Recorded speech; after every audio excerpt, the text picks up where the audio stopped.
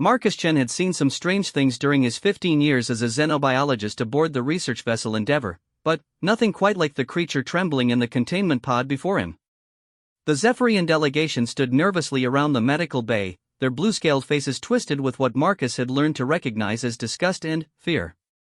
"This abomination has brought nothing but death to our colonies," High Counselor Zethkar spat, his translator crackling with static. "3 worlds have fallen to plague since it hatched. We offer it to your people as compensation for the mining rights dispute." Marcus knelt beside the pod, studying the small dragon-like being inside. No bigger than a house cat, its scales were pure white, almost translucent, revealing the network of parasitic organisms writhing beneath its skin like living tattoos. The creature's eyes, large, intelligent, and filled with pain, met his through the transparent aluminum. Something passed between them in that moment, a recognition that transcended species barriers. "You're giving us a sick animal as payment?" Captain Rodriguez's voice carried an edge that made the Zephyrians flinch. "This hardly seems like adequate compensation for 3 destroyed mining operations." "You do not understand," Zethkar's scaled hands trembled. "This creature is not merely ill. It is cursed. Every world it touches dies. Every being that approaches it sickens. We have tried everything, our best healers, our most advanced medical technology, even the ancient rituals of the cosmic druids. Nothing works. The parasites multiply faster than we can kill them." Marcus activated his medical scanner, watching the readings with growing fascination rather than horror. The dragon's biology was unlike anything in the galactic database. Its cellular structure seemed to exist in constant flux, adapting and changing at a molecular level. The parasites weren't just feeding off the creature, they were integrated into its very DNA, part of a complex ecosystem that defied conventional understanding. "What makes you think we can succeed where you failed?" Dr. Sarah Kim, the ship's chief medical officer, moved closer to examine the readings. "Our medical technology is advanced, but if the Zephyrian healers couldn't help." "Humans have a reputation," Zethkar interrupted, his voice dropping to barely above a whisper. "Throughout the galaxy, there are stories. Impossible recoveries. Miracles that defy scientific explanation. Perhaps your species' legendary stubbornness will succeed where our wisdom has failed." The dragon stirred in its pod, letting out a sound somewhere between a chirp and a whimper. Its tiny claws scraped against the walls of its prison, and Marcus noticed how the containment unit's biofilters were working overtime to prevent contamination. Whatever this creature carried was virulent enough to concern even the notoriously robust Zephyrian immune systems. "Sir," Lieutenant Hayes approached Captain Rodriguez with a datapad. "I've been reviewing the Zephyrian medical files on this creature. The parasitic load is extraordinary. We're talking about 17 different species of microorganisms, 12 types of macroparasites, and something they're calling quantum leeches that exist partially in subspace." Rodriguez rubbed his temples. The mining rights to the Kepler 442 system were worth billions of credits, and losing 3 operations to some alien plague had put a serious dent in Earth's expansion budget. But accepting responsibility for what amounted to a biological weapon seemed like poor judgment. "There's something else." Dr. Kim had been studying the creature's genetic profile. "Look at these cellular regeneration rates. This little one should have died weeks ago from the parasitic load, but somehow it's maintaining homeostasis. Its immune system isn't fighting the parasites, it's incorporating them." Marcus stood, his decision crystallizing. "Captain, request permission to take custody of the creature." "Marcus, that thing is a walking plague factory. Even in containment, look at it." Marcus gestured toward the pod. The dragon had pressed itself against the side closest to him, its large eyes fixed on his face. "It's not aggressive. It's scared. And, according to these readings, it's been in constant pain for months. If we can help it, we should try." The Zephyrians exchanged glances, their scaled faces unreadable. "You would accept this burden willingly?" Zethkar asked.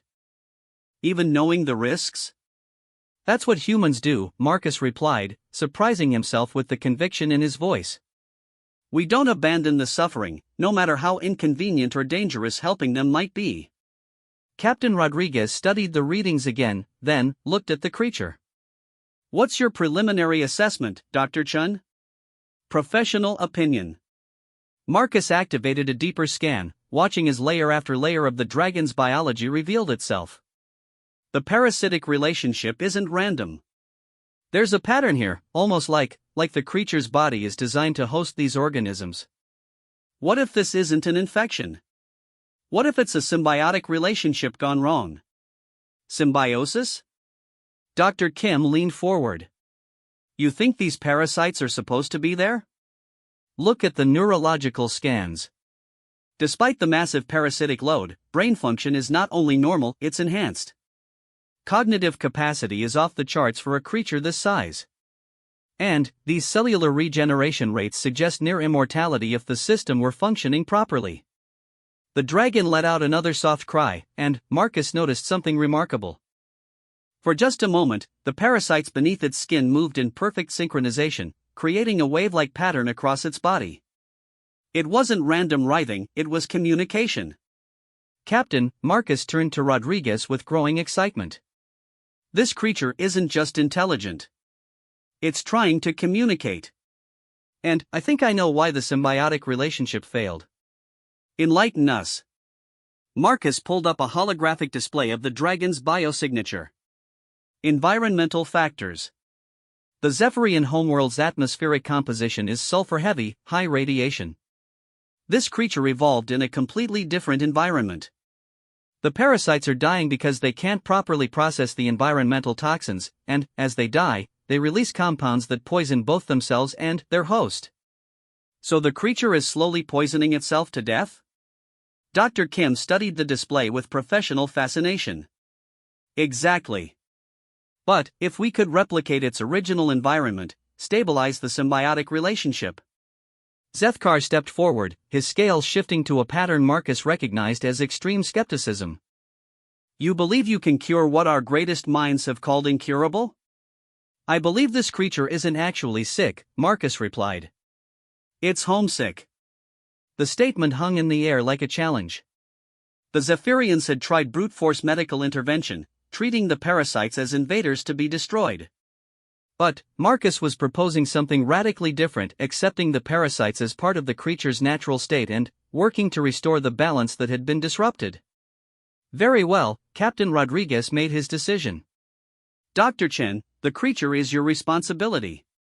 But I want daily reports, and, at the first sign that it poses a threat to the crew, we jettison it into space. Clear? Understood, Captain. As the Zephyrians prepared to transfer the creature to human custody, Zethkar approached Marcus privately. There is something else you should know about this being. According to our legends, it is the last of its kind. The Vakari dragons were once the most feared and revered creatures in the galaxy, living weapons capable of destroying entire fleets, but also beings of incredible wisdom and compassion. What happened to them? War. Plague. The same parasites that now afflict this one, we believe. If the legends are true, this small creature carries within itself the potential to either save or destroy civilizations. Choose your treatment methods carefully, Dr. Chen. Marcus looked down at the dragon, now being carefully transferred to a more spacious containment unit in the Endeavor's medical bay. The creature's eyes never left his face, and he could swear he saw intelligence there, ancient, patient, and desperately hopeful. Don't worry, little one, he whispered as the Zephyrians departed. We're going to figure this out together. The dragon chirped softly, and, for a moment, the chaotic movement of parasites beneath its skin synchronized into what looked almost like writing, symbols that flickered and changed too quickly for Marcus to decipher, but clearly purposeful. This was going to be more challenging than he'd anticipated. As the Endeavor pulled away from the Zephyrian station, Marcus began his preliminary research into Vakari dragon physiology. What he discovered in the galactic database was both fascinating and terrifying. The Vakari had once been partners with an ancient civilization called the Architects, beings who had terraformed entire sectors of the galaxy before vanishing mysteriously. The dragons had served as living repositories of architect knowledge, their parasitic symbionts acting as biological hard drives storing information that could reshape reality itself. If this creature truly was a surviving Bokhari dragon, then, healing it might unlock secrets that could revolutionize human understanding of biotechnology, space-time manipulation, and consciousness itself. But, it also meant that every other species in the galaxy would want to either control or destroy it. Marcus settled in for what promised to be the most important case of his career, unaware that his decision to help one small, suffering creature would ultimately determine humanity's place among the stars. In the medical bay, the dragon curled up in its new, more comfortable habitat, and, for the first time in months, its pain seemed to ease slightly. The parasites beneath its skin moved in slow, gentle waves, almost like a contented purr. The real work was about to begin. 3 weeks into the journey back to Earth, Marcus had made remarkable progress understanding the Bokhari dragon's unique biology, but the creature itself seemed to be getting worse. Despite his careful environmental adjustments and experimental treatments, the parasitic organisms continued their destructive dance beneath the dragon's translucent skin. The nitrogen-oxygen mixture isn't working, Dr. Kim reported during their morning briefing. We've tried 12 different atmospheric combinations, and, while some show temporary improvement, nothing provides lasting relief. Marcus stared at the holographic display showing the dragon's vital signs. The creature, which he'd begun calling Aria after the musical patterns its parasites made, was currently in what appeared to be a meditative state.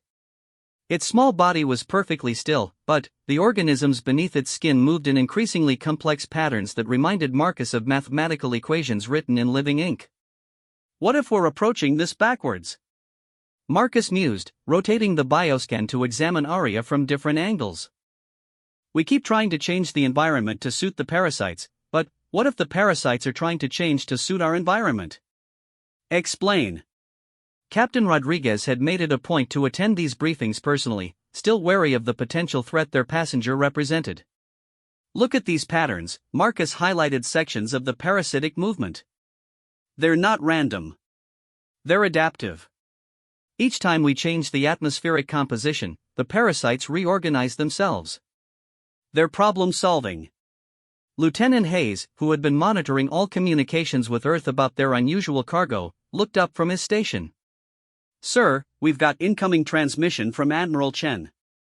Priority 1.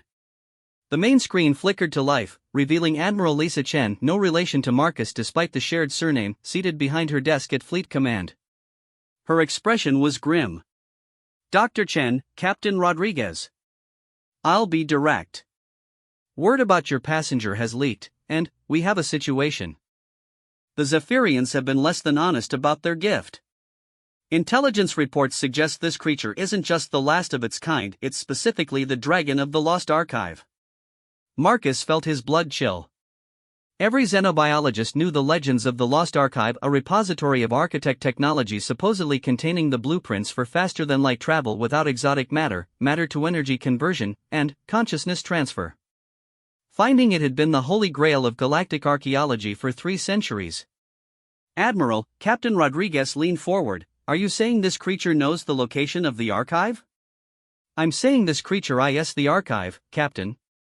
According to our intelligence assets, the parasitic organisms aren't just symbionts, they're living data storage. Each species of parasite contains different categories of architect knowledge. The dragon itself is the biological key that can access and interpret that information. Dr. Kim looked up from her medical scans. That explains the enhanced cognitive function and the communication patterns. But, if that's true, why are the parasites killing their host? Admiral Chen's expression darkened further. Because someone deliberately infected this creature with corrupted data. The parasites aren't just carrying architect knowledge, they're carrying a virus designed to destroy that knowledge forever.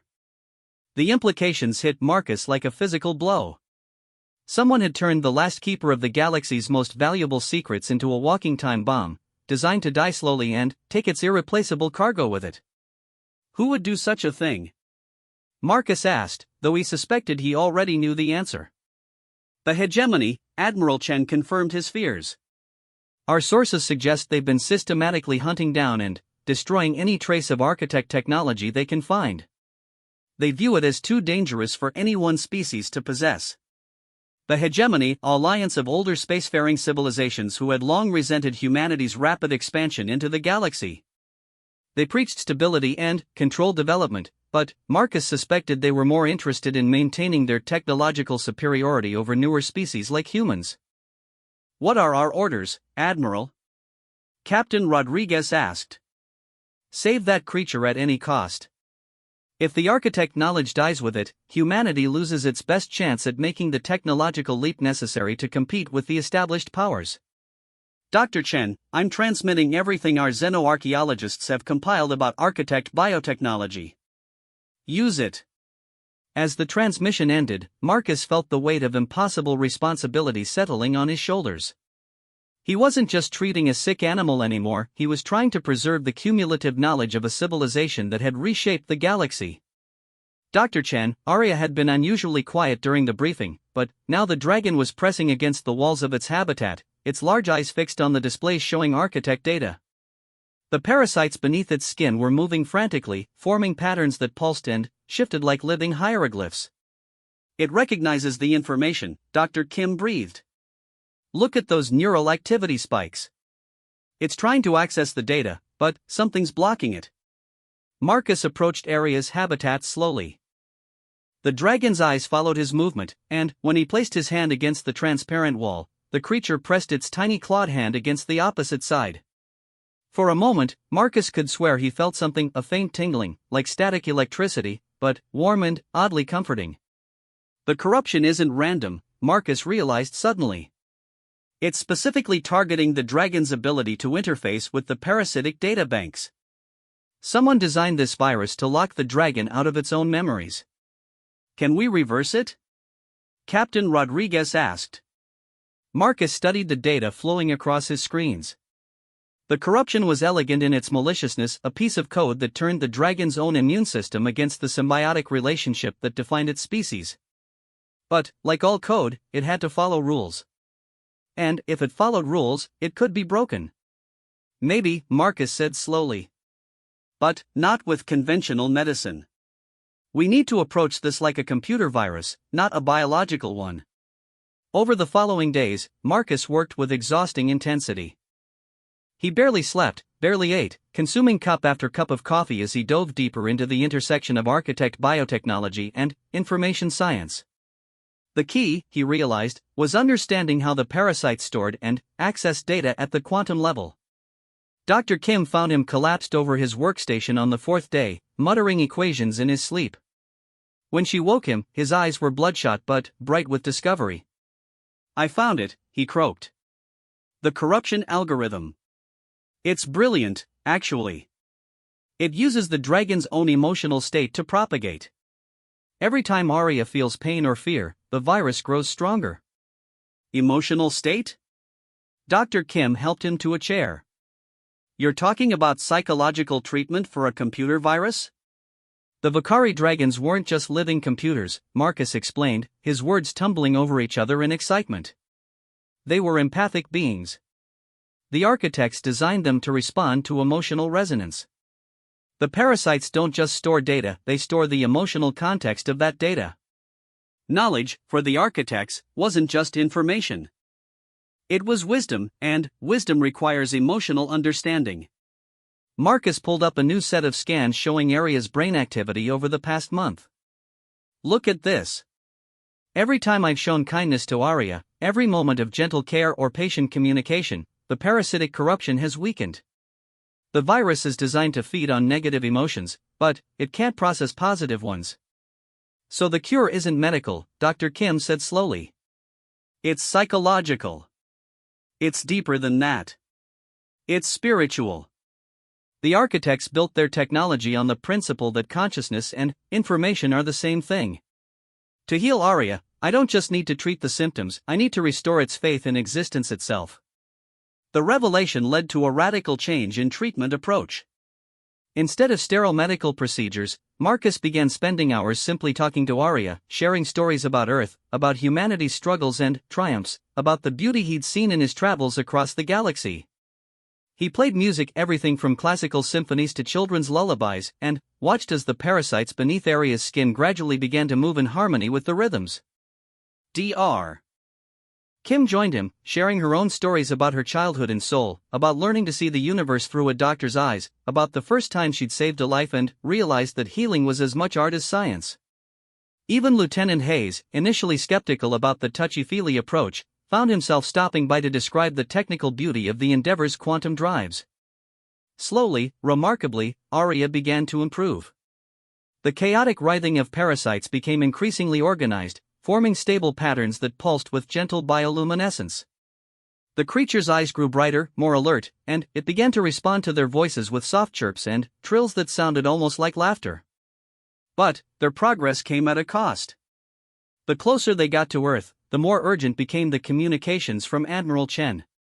Intelligence suggested that hegemony forces were mobilizing, preparing to intercept the Endeavor before it could reach the safety of human space. "We're being followed," Captain Rodriguez announced during an emergency briefing. "Long-range sensors show at least 3 ships shadowing us. Configuration suggests hegemony stealth cruisers. How long until we reach Earth?" Marcus asked. 18 hours at current speed. "But if they're planning to intercept us?" An alarm klaxon suddenly filled the bridge, and tactical displays lit up with multiple incoming signatures. "Captain," Hayes called from his station, "we've got 5 ships dropping out of hyperspace directly ahead. They're demanding we heave to for inspection." Captain Rodriguez studied the tactical situation grimly. The Endeavor was a research vessel, lightly armed and no match for military cruisers. "Dr. Chen, how's our patient?" Marcus checked his portable scanner. "Area's stable, but still fragile.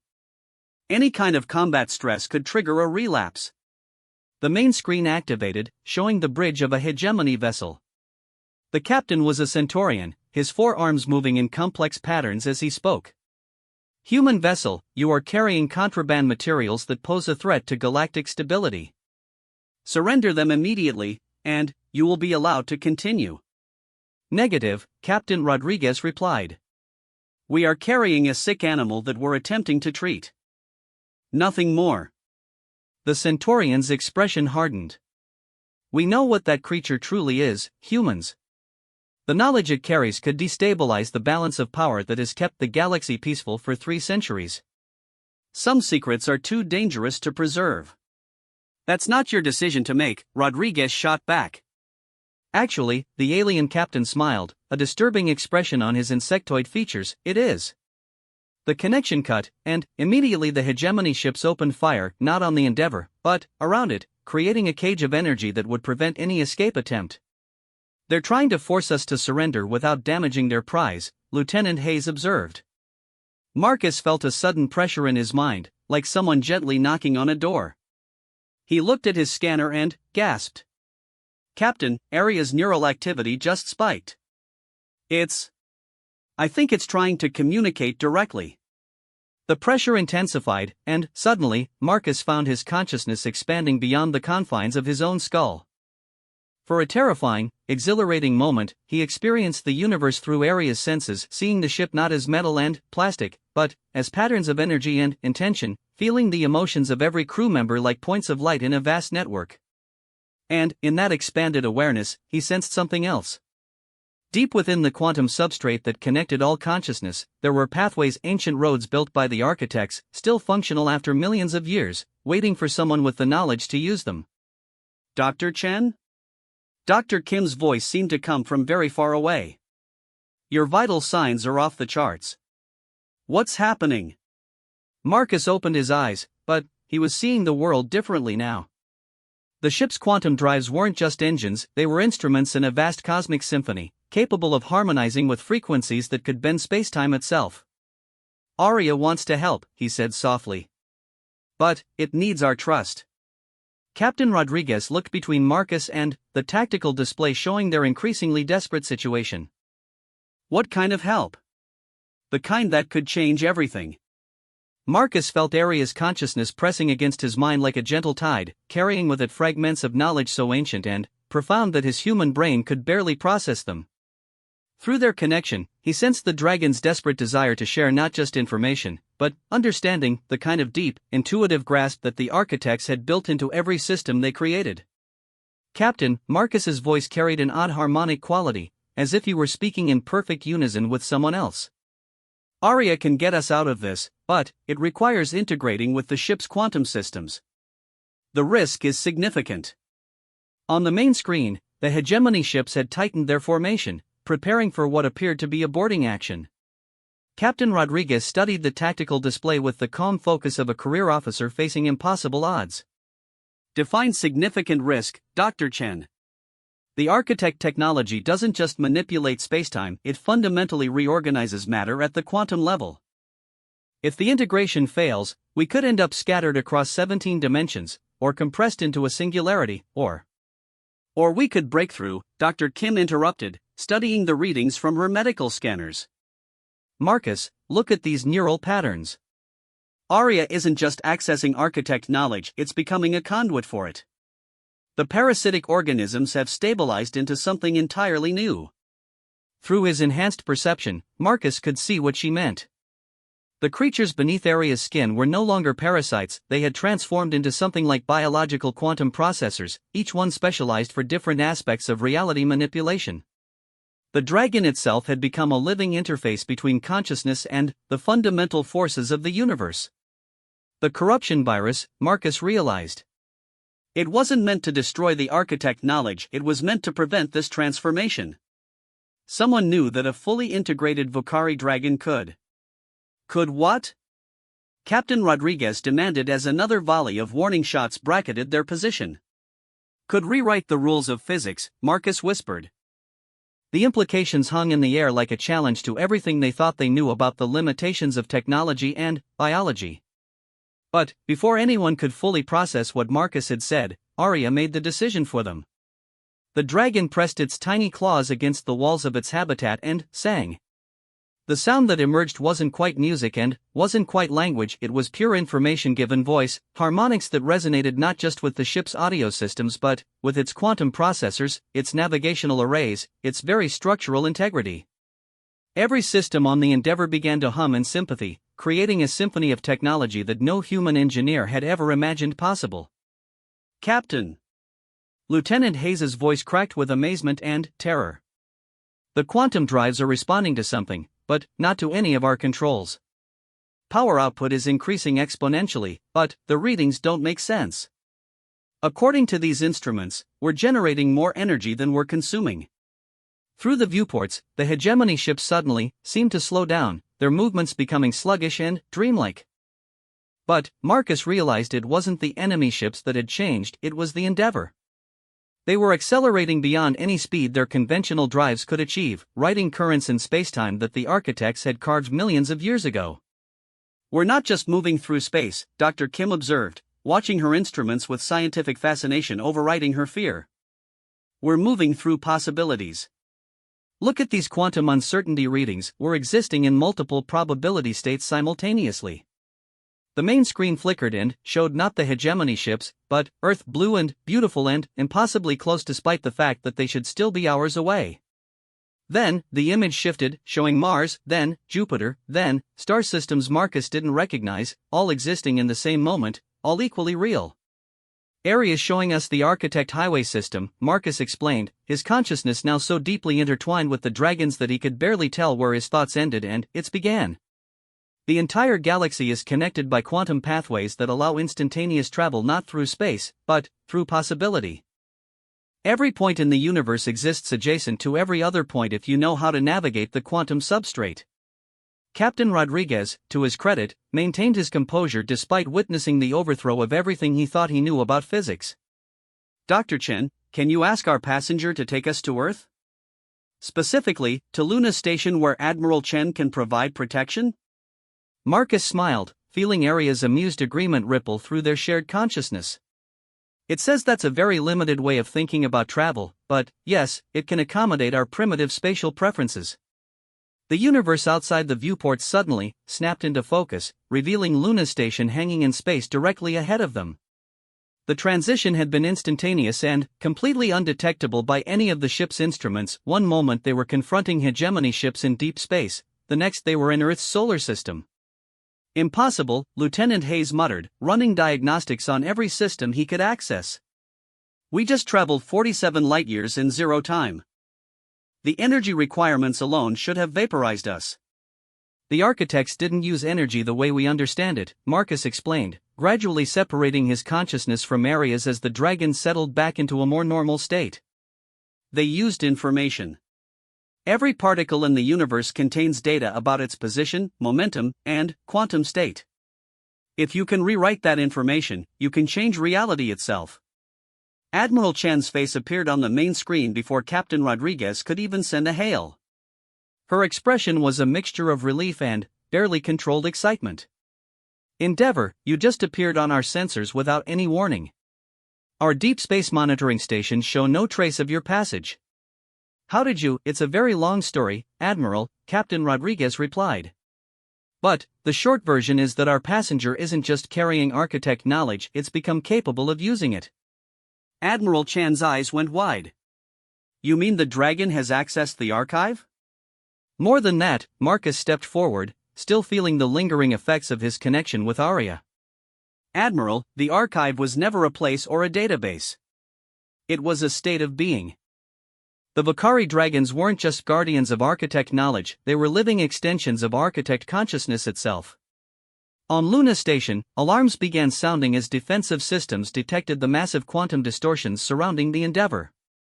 But Admiral Chen quickly countermanded the alert, recognizing that they were witnessing something unprecedented.